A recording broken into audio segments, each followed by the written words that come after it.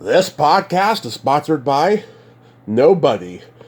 Hey dudes! Welcome to Splat from the Past, the only 80s themed horror and sci-fi show where things can get totally radical.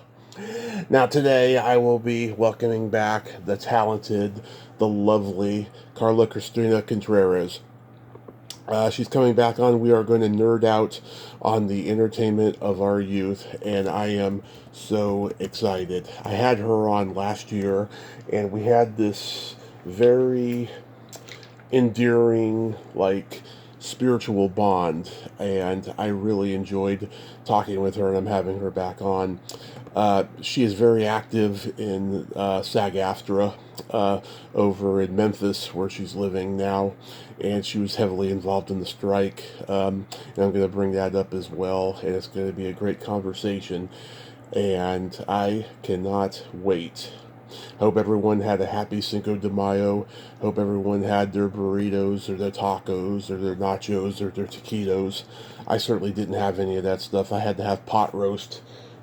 Damn economy budget. So, here is my new interview with Carla Christina Contreras. Hello. Hey, Carla, welcome back. How are you today? I'm fine. How are you? I am fantastic. Oh, God, I appreciate you coming back because last time, I felt this spiritual bond between us. So thank you so much. You're welcome. Sounds good. Awesome. So, going back in time, do you remember the first movie that impacted you as a child? Wow. God, that impacted me. I would say The Wizard of Oz. Oh, yeah. I mean, being raised in a family that, I had been on sets my entire life. Yeah. And seeing the behind the scenes. Mm-hmm. And knowing that everything was fake. Yeah. Yeah. I mean, that I don't want to say it ruins it for you, because I don't think it really does. It just gives you a completely different perspective. And so, even when I was on the set with my dad for The Cowboys with John Wayne, and there was this amazing set inside, and it was an outdoor set, like they were in the desert, and there were these big canyon boulders and everything. It was all inside a set on Warner Brothers. So, yeah. I mean, I could walk around behind the boulders and everything, but I think that The Wizard of Oz was so far removed from everything that I had ever seen, mm-hmm. being on, sound stages my entire life, that it was the one film that really was like, how did they do that? I love it. Yeah, Back to the Future was that way for me. I was impacted by the movie just by how multi-genre it was and just how the writing was so great.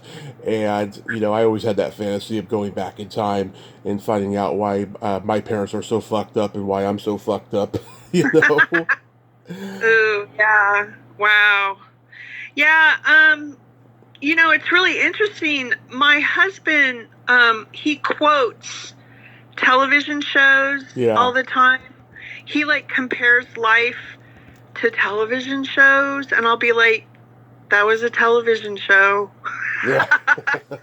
I'll be like, dude, that was a television show. Yeah. And so it always kind of makes me think about how many people relate their lives to the fiction that they're watching on television. I mean, of course, we do write what we know, but then we embellish. Right. Right. I mean, everybody, I think, would like to go back and see their parents in high school, Oh yeah, like Back to the Future for sure. Oh God, my dad was a fighter. Mm-hmm.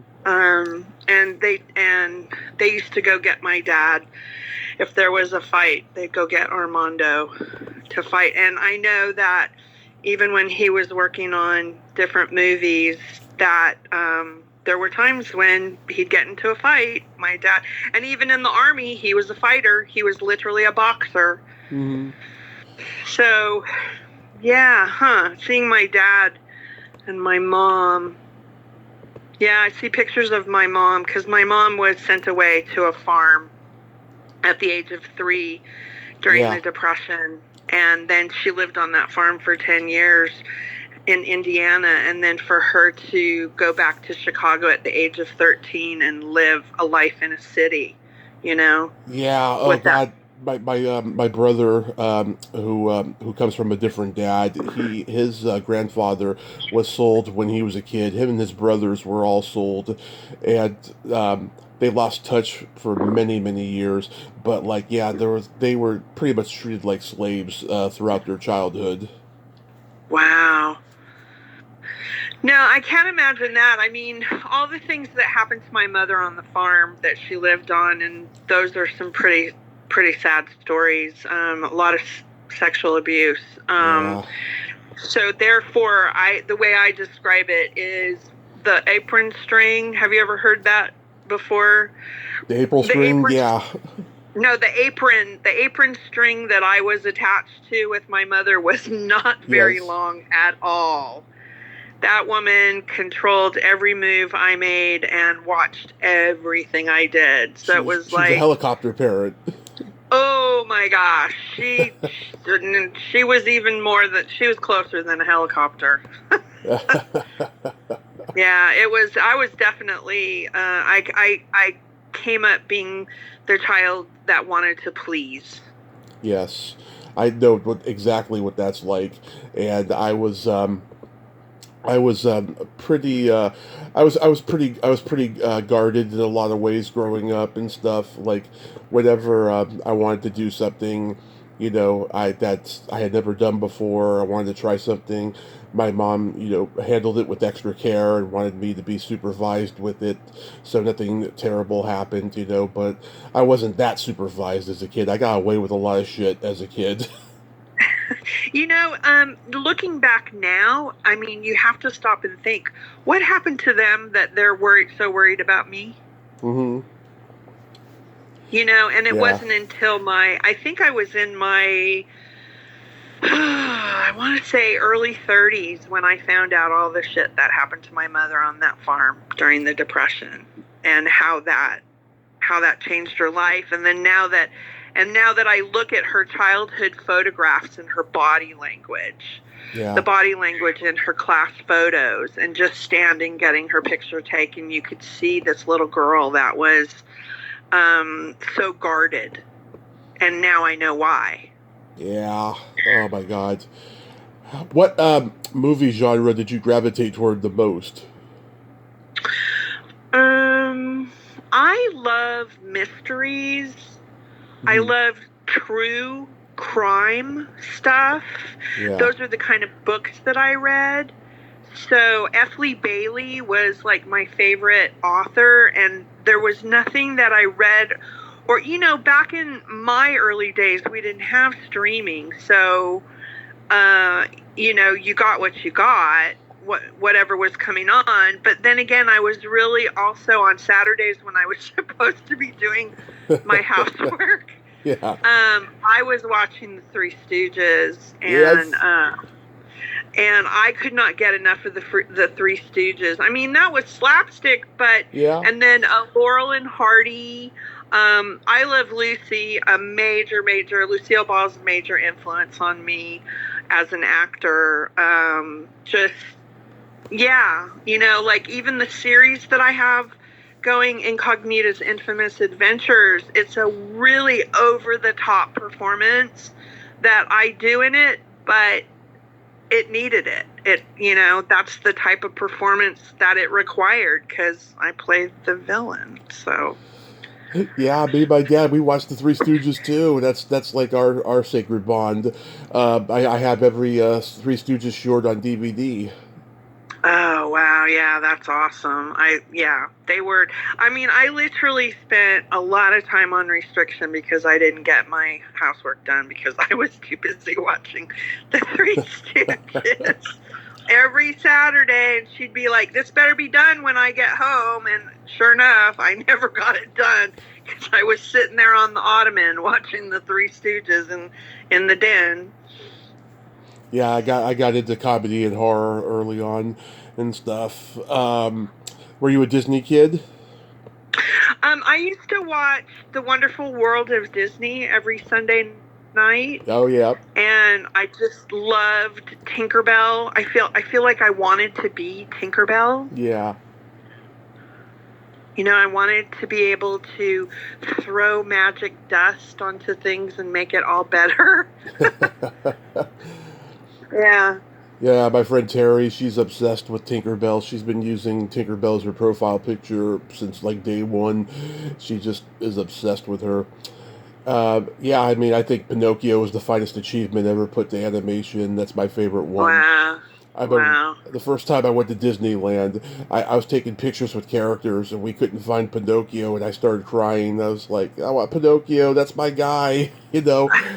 But Where did you live? And then when did you go to Disneyland?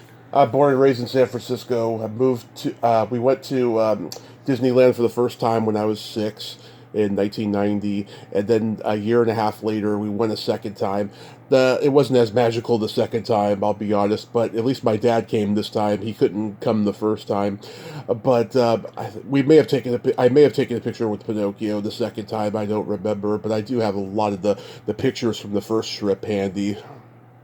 Wow, we used to watch the fireworks from our backyard every night. Mm-hmm. The Disneyland fireworks. I lived in Westminster, California, and Disneyland, to get on the road, it was 9 miles to get to it, surface streets, but we could see the fireworks every night. That is so amazing. Oh my God. You didn't just have them for New Year's Eve and 4th of July. You had them year round, right? They were every day, every night at 9 o'clock. Wow. That is so crazy. Yeah, we always wanted to go on like around Christmas time and stuff, but we never got to, sadly. And we always wondered what it would have been like to go at Christmas time. Do you remember your first drive-in experience? It was Autopia at Disneyland. Autopia. Autopia. Mm-hmm. And that was my favorite ride, getting behind the wheel of the cars that you could drive through. Right. That area, I couldn't wait to get behind the wheel of a car that didn't have that thing guiding me. But I actually meant drive-in movie experience. Oh, drive-in movie? Yeah. Oh, we used to go to the drive-in when I was a kid. My mom would put us in our pajamas. Yeah. And she would take us to the drive-in. And of course, if Disneyland in 1990 was your first experience, I'm a lot older than you are. Yep. Because I was around for the original Batman days, and that was 1966. 66, yeah. Yeah, because my dad went to go see the original movie with my uncles and my aunt, who was the oldest. She was 20. He was 9 at the time. Yeah, because the Batman is what got me into, because I remember walking in, and I don't know if I discussed this last time, but I remember walking onto the soundstage at 20th Century Fox, mm-hmm. and the Batmobile was sitting there, and I was just like, what is that? and then seeing the Batmobile and everything in the episodes, and I was like, oh, I want a car like that. I can remember being pretty small because my mom would put us in our pajamas, and I remember that my pajamas had feet. And I can't stand anything on my feet anymore. I mostly wear sandals unless I'm forced.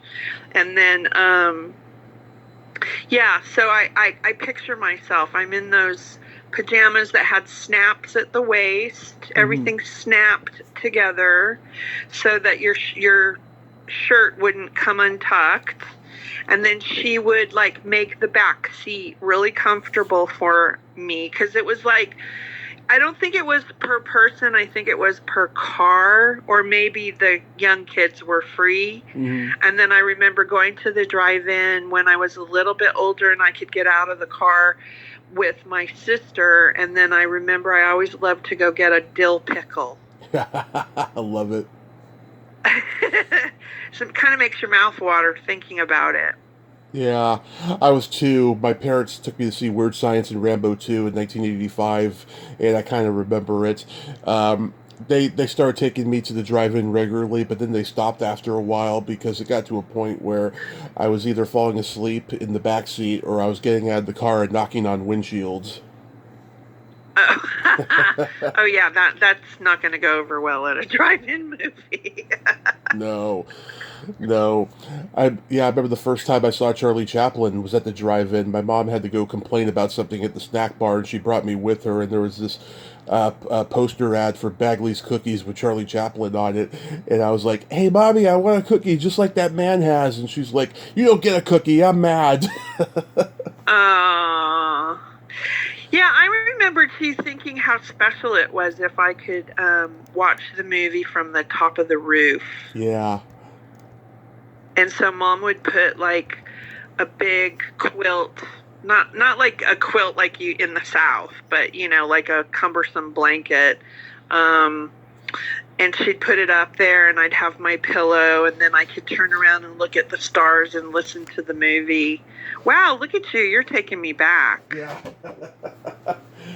Yeah, it's like John Waters and Divine. They used to sit on the rooftop of John Waters' house and see like all these, drive-in movies from the drive-in that was close by and stuff. Oh, so they could see it, but they couldn't hear it. Yep, exactly. Wow, and then they could make up what was being said. Yeah. Yeah, my dad was a teenager in the 70s, and like he would go to see a movie 3 times because the first 2 times he had a girl with him, right? And they were either making out or having sex in the car. So then oh my God. So then the third time he would actually see the movie and go, "This is a masterpiece. It's going to be a classic someday." Was your dad in the business? No. I mean, he had a rock band when I was a kid, but that's like the closest to it. Yeah. Yeah, I mean, he did that with the Groove Tube and Rocky and Animal House. What year was your dad born? Do you remember? 57. Oh, okay. He's older than me. Yeah. I was going to say a teenager because I was a young teenager in the 70s. Yeah, he graduated high school in 75. Okay. Yeah, he would have been an older kid. I would have been going, "Ooh, I want to go out with him." But it's a good thing I didn't. Sounds like it. I would have lost my virginity. Well, it's funny, my uncle was in the same graduating class as Bruce Springsteen's sister Pamela, and my dad knew her from him, and my dad was older, so he was like the guy that everyone would go to for alcohol and marijuana and stuff. And about 6 years ago, I DM'd her on Facebook and told her who I was, and she was like, "Oh my God, tell your dad I said hi. He was the nicest guy I knew when I was living in San Mateo," and I thought that was so sweet. Wow, that's cool. That's good to find out. That's kind of like okay, cool. Yeah. Yeah, luckily people all said nice things about my dad too. I mean, you luck of the draw. Absolutely. What about, did you watch all the sitcoms that were on in the 70s? 70s. So let's see. I mean, I was working in the early 70s to the mid 70s. I don't remember. I mean, what was on during that time? There was Three's Company, Happy Days, Mork and Mindy, Oh yeah. Laverne and Shirley. Oh yeah, I watched Three's Company, and then my uncle worked on Happy Days, so I was many times in the audience watching that. I heard it's really tedious to be in the audience of a sitcom because it's like 10 hours. You get to see everything that doesn't end up in the final product. Actually, no. It's pretty tight. It was pretty tight when I went and saw Happy Days. Very seldom did they have to reshoot a scene. Huh. It did occur once in a while, but by the time, they would have a 3-camera, which 3 cameras at one time was very unusual back then. It was only done with like sitcoms. And so then they'd say action and the scene would go on. It would go pretty far, and between the 3 cameras they would do the coverage. And then if somebody flubbed a line, then they would have to reshoot it. But no, you were in there probably, I don't know, the length of however long the sitcom was, and then maybe an hour before, because they have to get everybody situated, then they have to train you, then there's the audience person that's usually a stand-up, who's going to tell you and guide you to applaud. And then afterwards, the cast comes out and does a bow, and then there might be a few questions, but I don't remember it being long like that. Yeah, it's funny. The first 2 seasons of Happy Days were shot on film, and there was no audience. And then suddenly they just shifted to a live studio audience show. I don't know why they did that. I like the idea of both. Yeah, because in the 70s was a really serious time for sitcoms, because that's when sitcoms go from squeaky clean in the 50s to fantasy silliness in the 60s to social commentary in the 70s during the Vietnam era. And it was a really groundbreaking time. Yeah, I'm wondering if in the beginning did they only have 1 camera? But Yeah. I mean, I know that they had 3 cameras back then, because my uncle was one of the grips on that show, Alfonso Contreras. I mean, MASH had a laugh track. It was always. Yeah, it sounded like it too. Yeah, because you're not hearing like belly laughs in that laugh track. It's very subtle. It's like the Brady Bunch level of laugh tracks. Yeah. I loved that show, though, MASH. Yeah. But that one, I feel like I don't think I got to watch MASH when it first came out. What year was that? Do you remember? Yeah, 72 to 83. Yeah, no, I probably had to go to bed because that show was a little racy, so it probably came on later. Interesting. And yeah, and so I'm pretty sure I didn't see MASH until I was older, and it was repeats. Yeah, I think it got a little less racy as it went on, though, because they're trying to maintain, the raciness of the movie in 1970. True. But what a great show. Oh, I know what show I loved, and I don't know what year that came out, was Hogan's Heroes. Oh, yeah, that was like in the mid-60s. It was the 50s? No, mid-60s, like 65 or something. Oh, mid-60s. Yeah, I think I spent a lot of time on Channel 11 in Los Angeles, which was mostly repeats, and that's where I watched I Love Lucy over and over and over. I couldn't get enough of that. So it was like, yeah. And then I think that Three Stooges were either on Channel 11 or Channel 5. Mm-hmm. We had Channel 2, 4, 5, 7, 11. That's 5 channels, and then UHF, which had PBS on it, if it was called PBS back then. I don't know. Yeah, PBS, I think it became PBS around 70, 71 or something, but like, yeah, I loved watching PBS. When you were watching in the 70s, you probably saw like Monty Python. No, you know what? Don't hate me, but I've never gotten into Monty Python. My husband loves Monty Python. It's not my cup of tea. I mean, there's a couple of them, and it's weird that it's not, because I'm good at that kind of comedy. Yeah. But but yeah, I don't know. It just never really made me laugh. And I wonder, you know what? One of the things about comedy, when someone says to me, "Oh my God, you have to see this. This is so funny," and then I watch it and I'm like, okay. Yeah. If you just say, "Hey, watch this, see what you think," then I might have laughed, but you set me up for, okay, this has got to be really funny.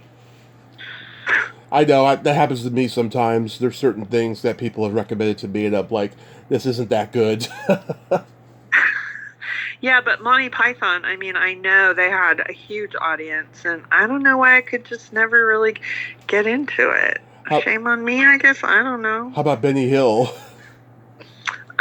Not so much. I never really watched it, so I can't really give you an opinion of it.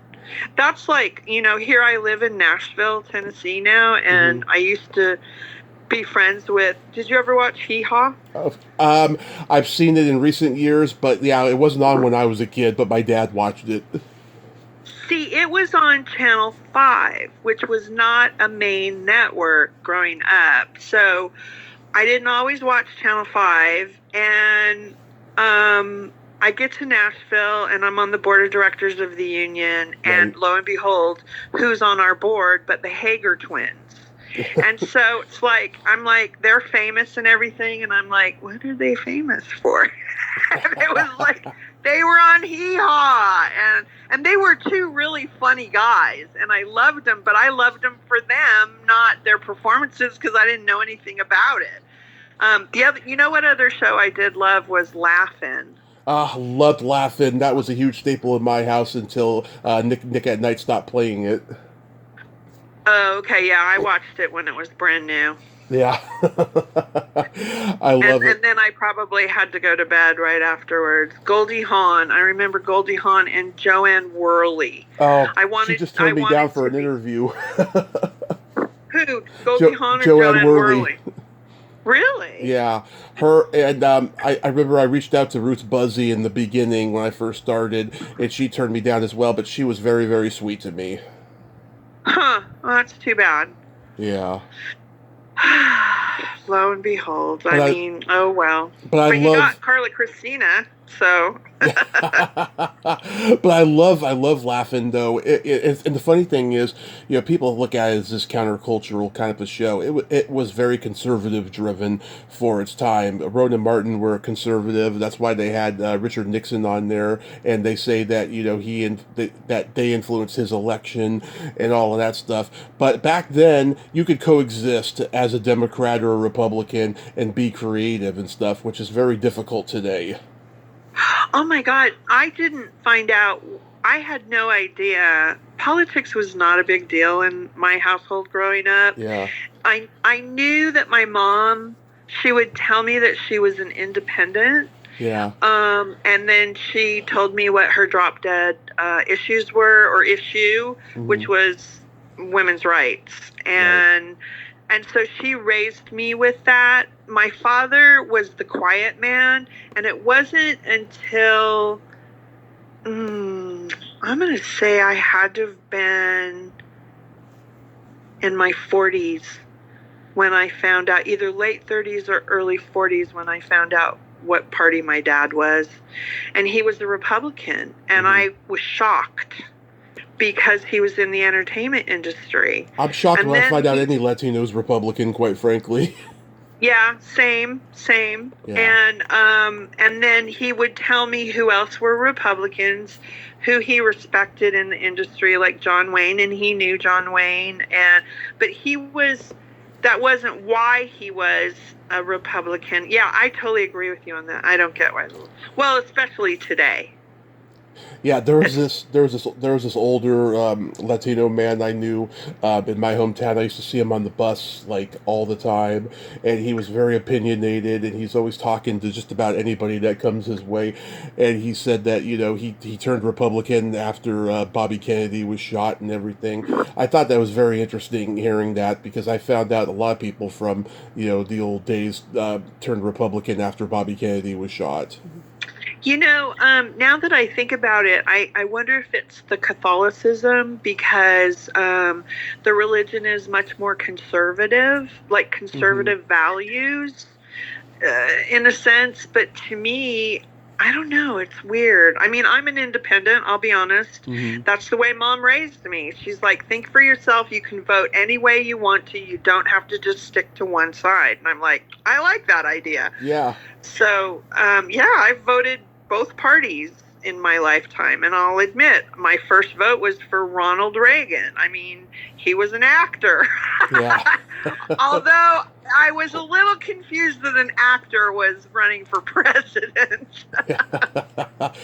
Well, yeah, it's funny. I'm not a Reagan fan, but I do have to thank you for voting for him, Carla, because he made me and so many people as a latchkey kid, Oh, which is why we're wow. here today. That's right. Yeah. Yeah, no, I don't remember who he ran against. I just don't have that capacity to remember all that stuff. My husband could because he's a Reagan Republican, Hmm. but I don't know why I voted. I don't know who was running against him. Yeah. How did you feel about Latino stereotypes portrayed on TV back in the day? I didn't really feel any particular way. Like, Frito Lay, the Frito Bandito, and of course the Latinos were either sleeping, having a siesta, or they were bad guys. Hmm. It didn't occur to me that, like, it didn't make me feel any less because I was Latina. I mean, it just was a choice because I already knew that it was all fake. Yeah. So, but then, we used to go down to Mexico at least once or twice a month from where we lived and go have the best food. And I never saw the Mexicans that were portrayed on television. So I guess I just thought it was make believe. It didn't really affect me one way or the other. I didn't feel good or bad about it. It just was what it was. I love hearing that because, yeah, I mean, of course, we live in the world of victimhood now, with the stereotypes being portrayed in entertainment. I talked to this one Asian lady the other day who's been on the show before. I'm sure she'll be hearing this later. Hi, Rhonda, and Hi, Rhonda. she she told me that when she would do TV and they would have the Asian stereotypes, her feeling on it was, however they feel about my people, it's none of my business. That's their problem, right? But then sometimes when she would be playing a stereotypical role on TV and stuff, and they would have her do something that was kind of demeaning to the culture and stuff, she would stand up for that, and she would win. She chose her battles, but I thought that was really cool that she did that. Yeah, I mean, to me, it was all make believe anyway. So, but then, like I said earlier, when I hear my husband quoting the way life should be, and he'll describe something, and I'm like, that's from television. It's like, is that from like the Brady Bunch or something? you Yeah. know? I know there was an episode of the Brady Bunch. It was one of the last ones too, where Ken Berry and I forget who the woman was. They adopt like an Asian girl and a black boy or something, and Jackie Joseph is the neighbor, and she's a racist and stuff. Like that was like '74, so that was very very bold back then. This is like right at the height of like All in the Family and stuff. You know what, though? What this brings up for me is that my father told me that I should have changed my name when I went into the business and got really more serious as an adult. Yeah. And I was like, Papa, it's a new day. He said if I was smarter, I would have changed my name going in because my dad was very pale skinned, Hmm. and he just looked Mediterranean because we're really Spanish. Yeah. And so he said I should have changed my name. And I just said, Papa, it's a new day. I love my name. I love the name you gave me. And I wear it proudly. And plus, the whole thing sticks way out in the credits. Yeah. That's awesome. Yeah, I saw Eric Estrada do an interview recently. You know, he was under a lot of pressure when he did Chips because he was the first Latino TV star, and Yeah. he said that you know he had a fight with David Beagleman about something. You know, he read MGM back then, right? And Beagleman called him to his face a box boy, and I was just thinking to myself, that's just like classic conservative racism in Hollywood in those days. Wow. Yeah. Yeah, Well, I would say that, I mean, he was the first Latino hero. yeah, Yeah, I mean, and God, was he good looking too. Although my dad told me to stay away from the Latin men. yeah, yeah. Not a good idea. Yeah, barefoot and pregnant probably would have been Oh, the outcome. that was very, very true in my generation, I'll tell you. There was a girl in a class of mine. She was 13 and she had a 1 year old kid, I remember. Oh, wow, 13. Holy moly. Yeah. It was it was No pretty way. wild. It was pretty No wild. way. Do you remember the first album you ever bought with your own money? Probably Donny Osmond. Oh my god.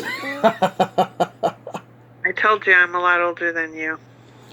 Yeah. Yeah, I had a big crush on Donny Osmond. In fact, I had a crush on this guy in kindergarten who Donny Osmond looked like. Hmm. And I'll say his name because who knows? His name was Doug Pixley. And Doug believe me, Pixley. I've looked for him on Facebook and Instagram and different places just to see what he's up to, and I've never been able to find him. But yeah, Donny Osmond. Oh yeah, I had the biggest crush on Donny Osmond.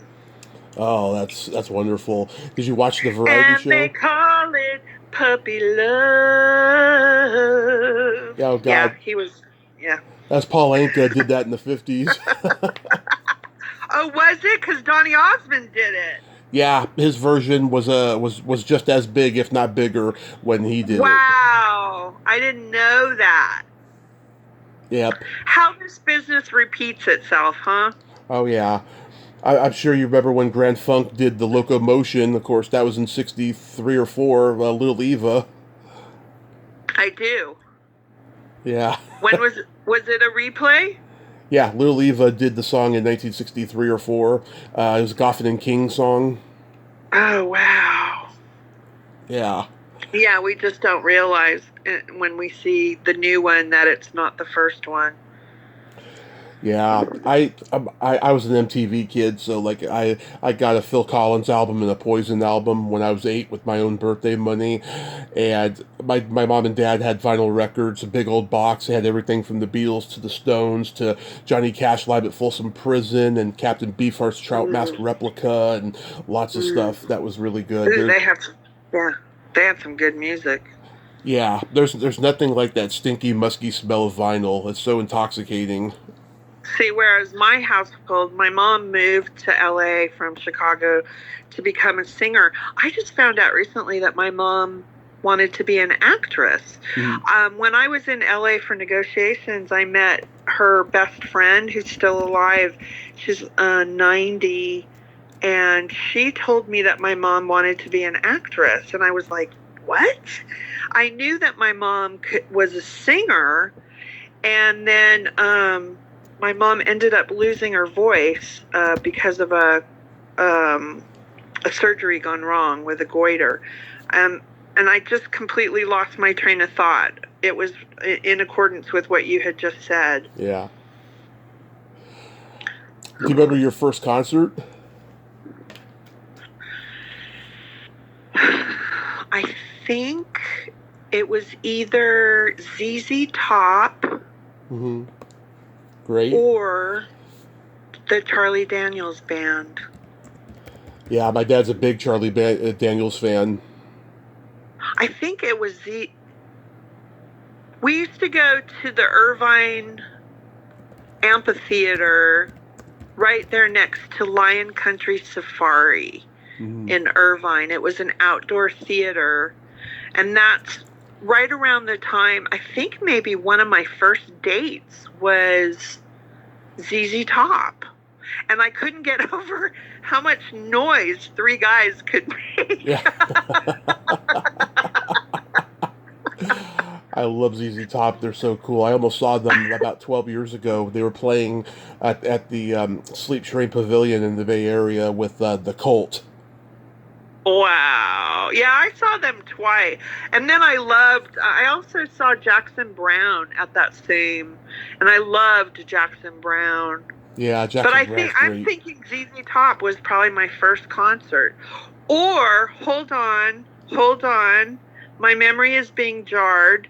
I did go to a concert in Long Beach with, what's the Aqualung group? Oh, Jethro Tull. Jethro Tull.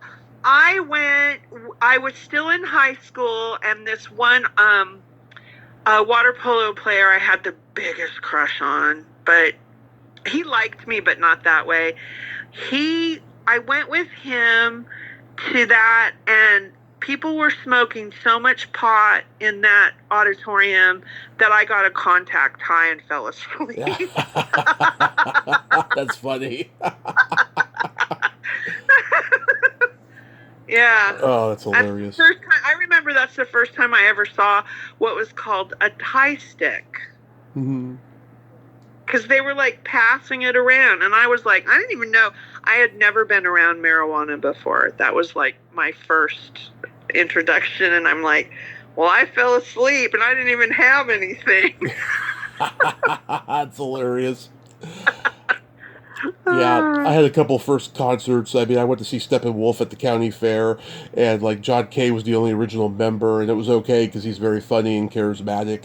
A lot of the 40, 50-year-olds, they were looking like the magic was gone, but I was 15. I didn't care. It was great. And then I saw Alice Cooper, was my first huge concert. I mean, that guy's a showman, and, and he gets killed at the end of every show. I can't remember how he died at the end of this one, though. He either got hung or he got electrocuted or maybe even stabbed. I can't remember. Yeah, around the early 80s, I started going to a lot of shows in Vegas with my former husband. Mm-hmm. And he was a gambler, and so we would go to shows at Caesar's Palace, the Desert Inn, or wherever on the Strip. Mm-hmm. So, and I will say back then, who I loved was the Pointer Sisters. We also went. I saw the Pointer Sisters probably 3 times. I would see. I saw like Joan Rivers in concert. I saw the Gatlin Brothers. I saw. Oh my gosh, what's her name? Oh, with the Gatlin Brothers. One of her songs over Christmas. I don't know. Anyway, she's really famous here in Nashville. One of her songs, she started singing this song at 13, and last Christmas it went to number 1 again. I don't know if it was Jingle Bell Rock. Anyway. Yeah. Yeah. You get older, that memory just starts to leave you. You've like loosened a bunch of stuff out of my brain. That's pretty good. You're good at this. People have told me, yeah. Yeah, because there are things I hadn't thought of. I got to interview Anita Pointer in 2020. She was so wonderful. She sent me an autographed copy of her book afterwards. And then, like, I remember I sent her an email in 22 just to say hi. I never heard back, and then several months later she passed. I was pretty devastated, but I was glad that she sent me that book, though. It's wonderful. Brenda Lee, that's who I was thinking of. Brenda Lee. Brenda Lee. Was that Jingle Bell Rock? Jingle Bell, Jingle Bell, yeah. Jingle Bell Rock. Yeah. Yeah, I saw her with the Gatlin Brothers. I saw so many people in concert. I mean, I used to love Hall & Oates. I saw them, and then we always sat like within the first 10 rows or so. Yeah. Yeah. I mean, my first husband didn't fool around when it came to entertainment and where we sat. Do you remember your first makeout song? My first makeout song. I remember my first making out. I don't know what music is. Yeah.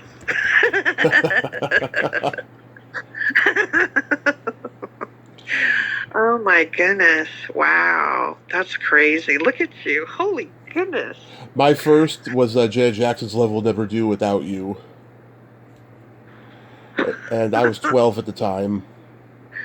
Oh my goodness. No, I didn't know. I was a good girl. I didn't make out with anyone until I was probably. Did I make out with Gary Hoskins? um He was, because my parents let me go to the homecoming dance. I was 15. Mm-hmm. They let me go, and they told me I couldn't date till I was 16. And then she broke the rule and let me go to the homecoming dance. I'm not so sure he kissed me. I think I would remember it, but then again, I don't know. And then I got home that night. She goes, "You know what? I've changed my mind. That's it. You can't date again until you're 16. It was too stressful for her." But the make-out, I always wanted to sit in the back of a theater and make out with somebody. I never got to do it until. Oh, I've done that, and I've done more. No, I did it with my current husband because I told him it was a fantasy. So we did that early on. Mm-hmm.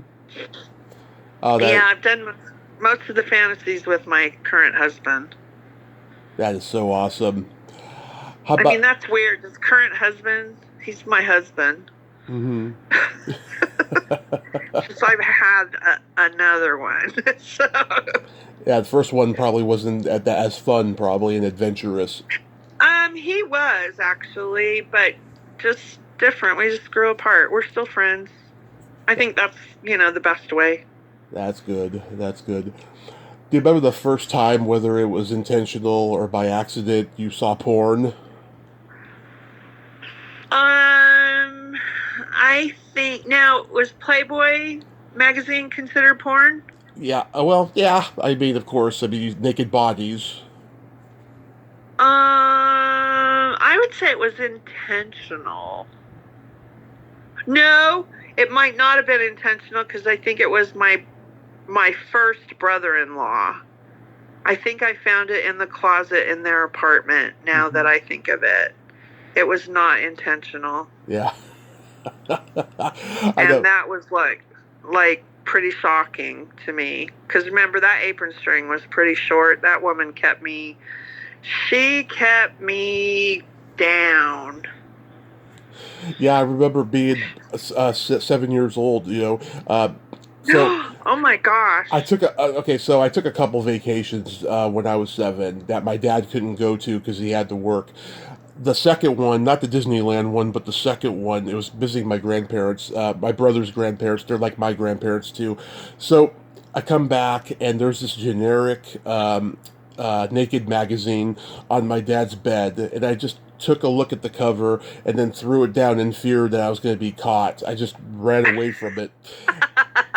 And then 3 years later, when I was 10, we had the Spice Channel very briefly, and I turned it on, and there's this guy fingering this girl, and I watched the scene, and after the scene was over, I turned it off again in fear that I was going to get caught.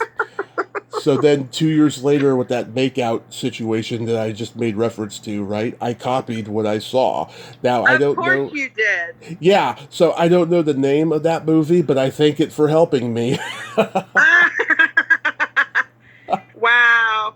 It's interesting that you speak of being afraid of getting caught looking at porn like I talk about being afraid of getting caught driving my Corvette too fast. Yeah. Oh, man.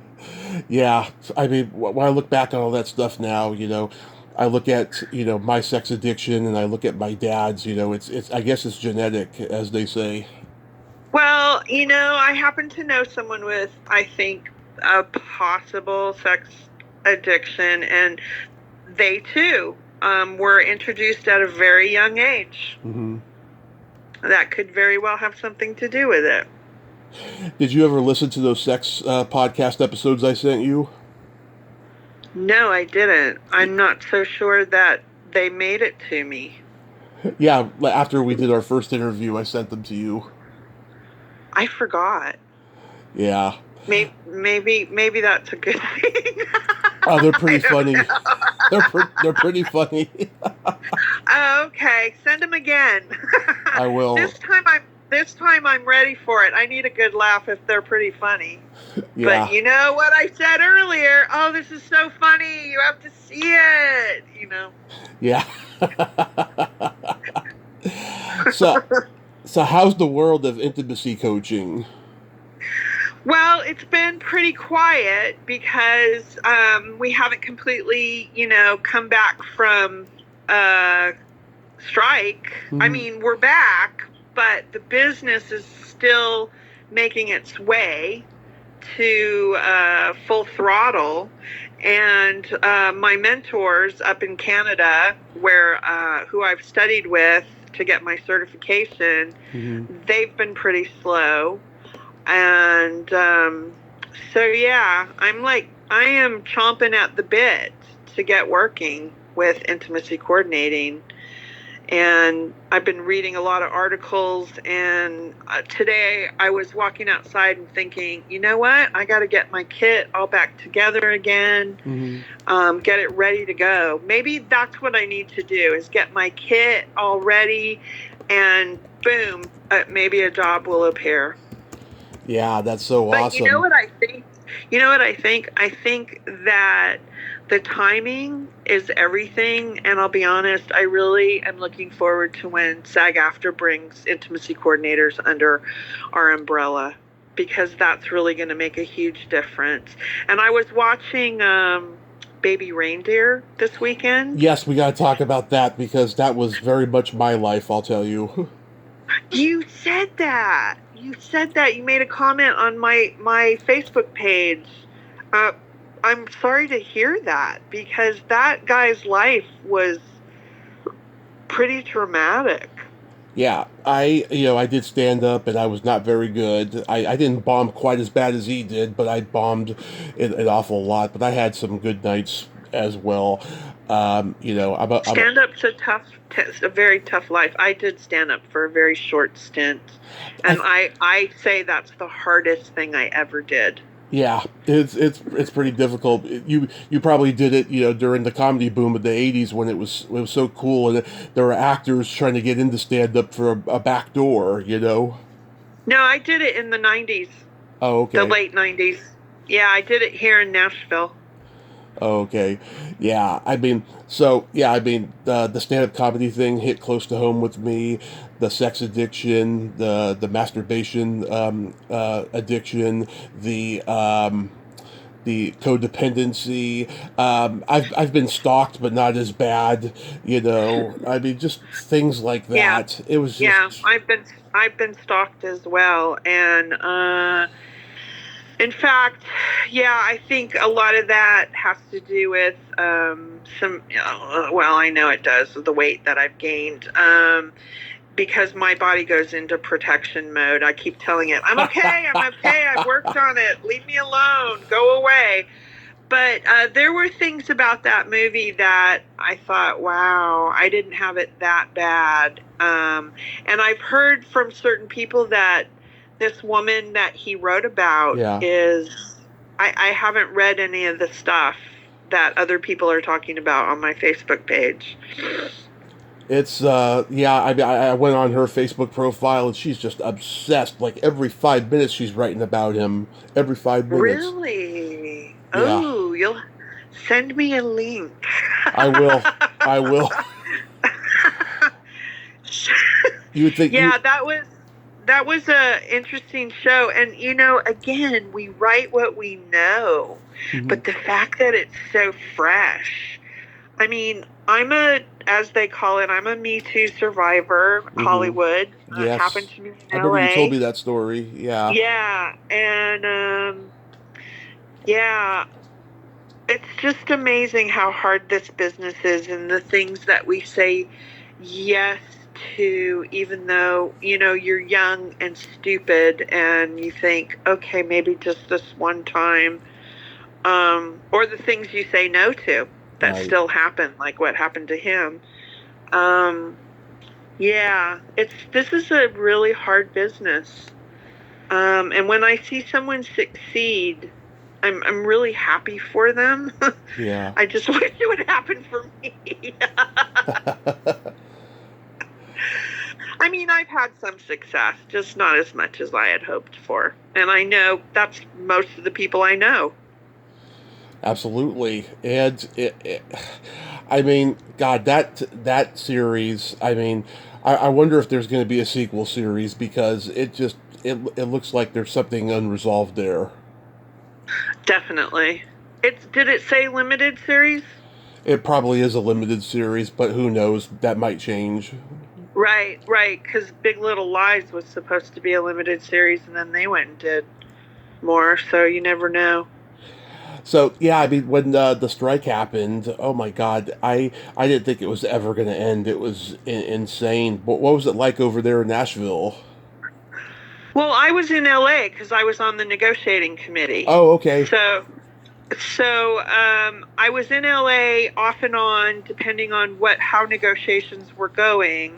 In Nashville, if you want specifically Nashville, when I came home, I was considered strike captain, and I was on the negotiating committee.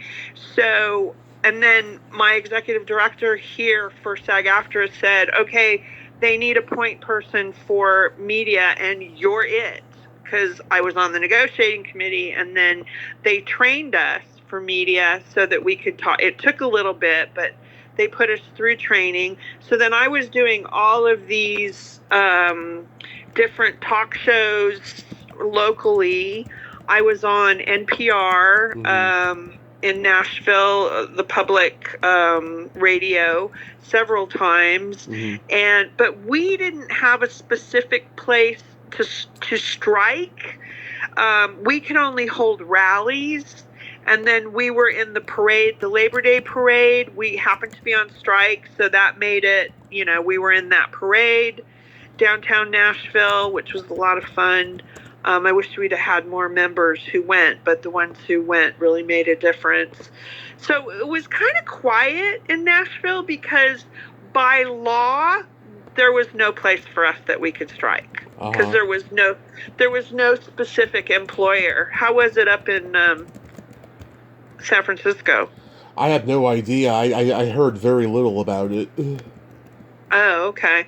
Yeah, and then I was going back and forth. I was in LA for 11 weeks total, not like it was 6 weeks, then it was 2 weeks, then it was 2 weeks, then it was 3 weeks, and then we settled. Had we not come to the tentative agreement when we did, there was a great possibility that the strike would have continued through February. And everyone probably would have lost their house because they didn't have work. Absolutely. Yep. That was a really interesting, I thought when I was I was a bullpen alternate for the negotiating committee, and I thought, oh, I'm going to be a fly on the wall. No, I was a fly in the room. Yeah. And it really was an experience that has changed my life.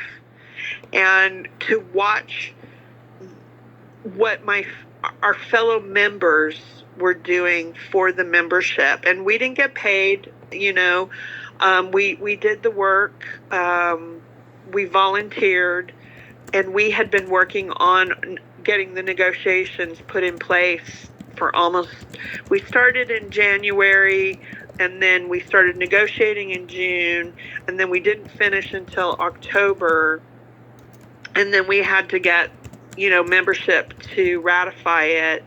So it was almost a year for that to finish.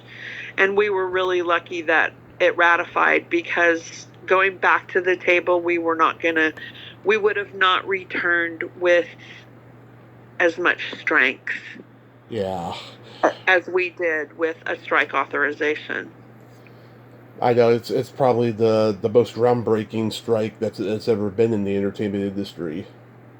Yeah, we just won some award. I saw that our communications director picked up the trophy at an event, and it had to do with how the strike was put on and communicated to the world, and SAG-AFTRA won.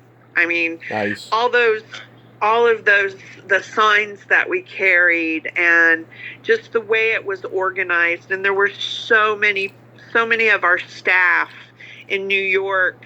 They were flying back and forth, from New York to LA, the organizers who were putting everything together. And just outside of headquarters, there were all these vans that were rented that every morning would go to the different locations and set up it was quite the venture. I mean, it was a machine. Yeah. Have you talked to anyone else on the negotiating committee? But I've talked to like Peggy Lane O'Rourke. Well, she wasn't on the negotiating committee, but she was a strike captain. She was amazing. Yeah, she's been a good friend a long time, and yeah, she's a good egg. We talked about the whole thing, and yeah, God, I mean, I was just afraid that everyone was going to lose their house and something bad was going to come out of this. I thought, you know what I seriously thought, and it's kind of crazy when you think about it, but in this crazy world, anything's possible. I was afraid that something was going to happen where it was going to become another Kent State. Oh, yeah, I didn't feel that way. But these recent things going on at the different colleges, that's where I thought that was going to happen. Yeah. Yeah, no, the strike went, other than I think there was one strike captain that was hit by a car. Other than that, I think things went pretty well. And then, they would take the negotiating committee out. We would go out to the different locations and be with strike captains. And I mean, it was an amazing machine. It really was. Especially when I went to Disney one day. That was before when we first started the strike. We were the negotiating committee was on a bus with Fran. Yeah. And we would get off the bus with her, and then we'd get back on, and then we'd go to the next location, and then we'd get back on and go to the next location. And that was amazing to watch how the media would swarm. Yeah. Yeah, that experience definitely it changed my life. And the people that I spent 11 weeks negotiating with, I mean, that they will forever be a part of my life. I mean, and we're in contact off and on every week. That's so awesome. Do you have anything else upcoming? You know what? It's a little bit too quiet for me right now. No, in fact, I had to turn an audition down last week because the physicality of the audition. I know I kept thinking they're going to need an intimacy coordinator for this, but it was in Atlanta, and they've got intimacy coordinators out there. But no, it's been way too quiet, and it is making me a little bit nervous, and that's one of the reasons why I'm thinking, all right, get your butt on set, get your kit together, get everything all set, and then maybe the energy of doing that exercise will wake the universe up. Oh, that's very well said, Carla. Very well said. I got a couple of jokes for you. Okay, let's go. Okay, what do you call a musician that doesn't have a girlfriend? Homeless. Exactly. How'd you know?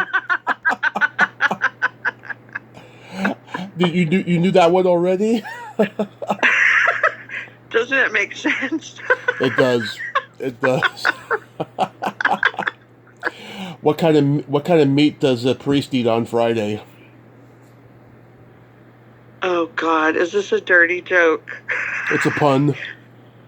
Oh, okay. I don't know. What kind of meat does a priest eat on? They're not supposed to eat meat on Friday. None. What is it? Oh no! Oh, that's one of them double entendres, ain't it? Exactly. Oh, I call it a nun pun. Oh, that's so bad. That's so bad it's good. Carla, thank you for coming back on and nerding out with me today. All right. right. You take care. Thanks for asking me, and I will. Hey, send me those links again. Absolutely. Absolutely. They are All right. they are toe curlers. Okay. All right, Tommy. Take care. All right, Carla. Love you. Have a great day. Bye-bye. Love you. Peace out. Well, there you have it. Carla Christina Contreras, ain't she a sweetheart? Oh my God, she is so funny.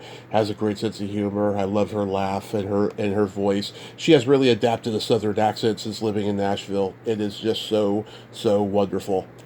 Well, until next time, this is Tommy Throwback Kovac saying there's no shame in living in the past because the present sucks. Later, dudes.